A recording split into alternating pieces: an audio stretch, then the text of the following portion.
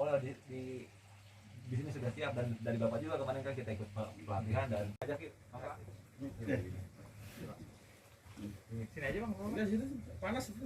Tidak membutuhkan lahan yang luas, kita bertani secara lebih modern lagi, bisa di tahun 2015 ya kita sudah inisiasi perpetaannya.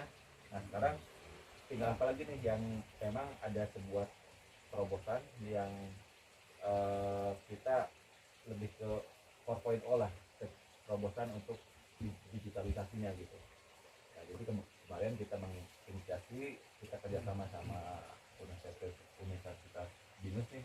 Ini kebetulan ada juga program dari mereka untuk pengabdian kepada masyarakat ya.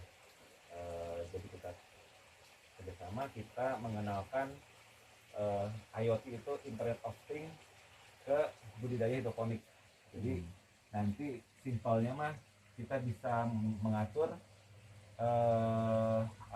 tata cara budidaya, misalnya seperti kadar ppm-nya, kadar pH-nya, kadar ketinggian air atau dan kelembaban si suhu ruang tanaman itu bisa kita pantau dalam sebuah smartphone. Nah jadi kita lebih ke advance lagi. Memang tahun ini memang kita baru sebuah perkenalan ya, sebuah sosialisasi, dan ini memang programnya long term gitu, jangka panjang.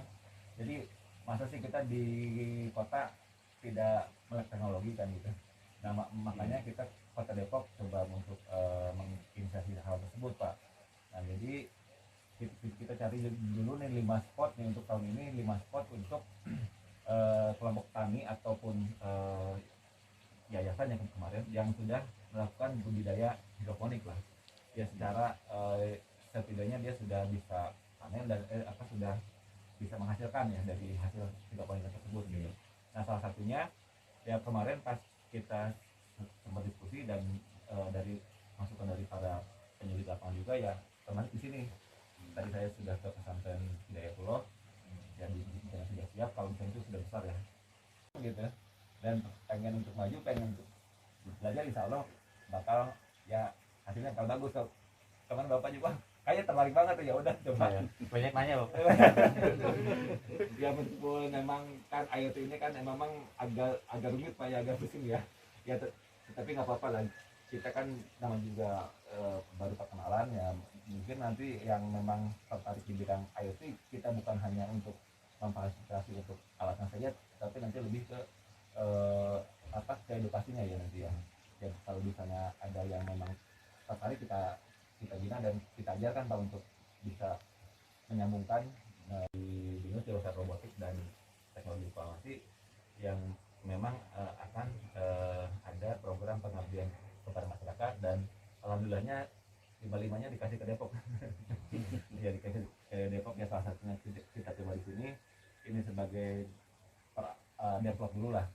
Depok itu sebagai percontohan, nanti kita juga bukan lagi masih ngedevelop ya. Jadi belum sempurna, jadi kita untuk menyempurnakan hasil nanti ke depannya gitu. Ya jadi nanti untuk teknisnya mungkin nanti Pak Jaki bisa menyampaikan. Jadi gini Pak, mungkin Bapak trainingnya udah juga ya, sempet ya waktu sosialisasi ya. Mungkin secara garis besar aja sih.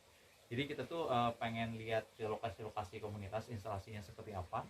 Nah nanti dari situ kita ingin mencoba menyesuaikan kira-kira device kita ini, alat kita ini cocoknya nanti disimpannya seperti apa gitu loh Pak.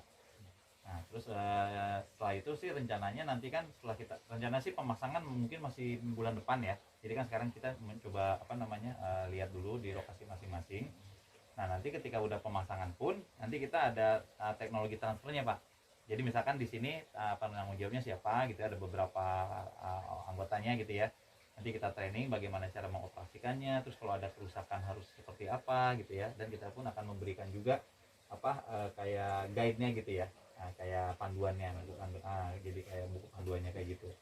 Nah selain itu pun nanti sih diharapkan kalau misalkan ada pemuda-pemuda di sini yang tertarik gitu ya, nanti kita ajarkan juga gimana cara bikinnya sih kan gitu kan. Nah jadi nantinya kesananya ketika Bapak pengen bikin yang baru kan, kita kan cuma ngasih satu nih, misalkan nanti ini lebih besar gitu kan, di bawah gitu ada hidroponik juga, nanti Bapak pengen 2-3, jadi bisa memanfaatkan pemuda yang ada di sini.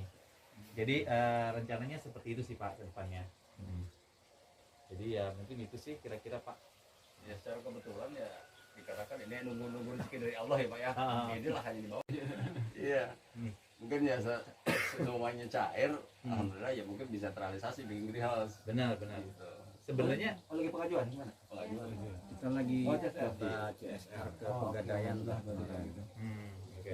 Ada 2 tempat sih, satu Pegadaian, satu lagi ke Skopindo. Alhamdulillah terrealisasi, cuman waktunya kapan ya? Kita belum. Sudah disetujui berarti ya, alhamdulillah ya. Ya, alhamdulillah kalau gitu. Sebenarnya secara konsep IoT itu bisa dipakai di mana aja sih Pak? Mau di greenhouse gitu atau di kebun biasa juga atau di hidroponik gitu ya. Jadi kalau konsepnya udah dapat nanti tinggal dikembangin aja, sederhana gitu kan. Tinggal di sebelah sedikit gitu. Kita bisa bikin yang baru lagi. Nah, selain itu pun kita ada satu contoh juga Pak di Bekasi. Jadi dia tuh ada hidroponik gitu ya, tapi dia di greenhouse. Nah, ini kita lagi ngambil datanya juga.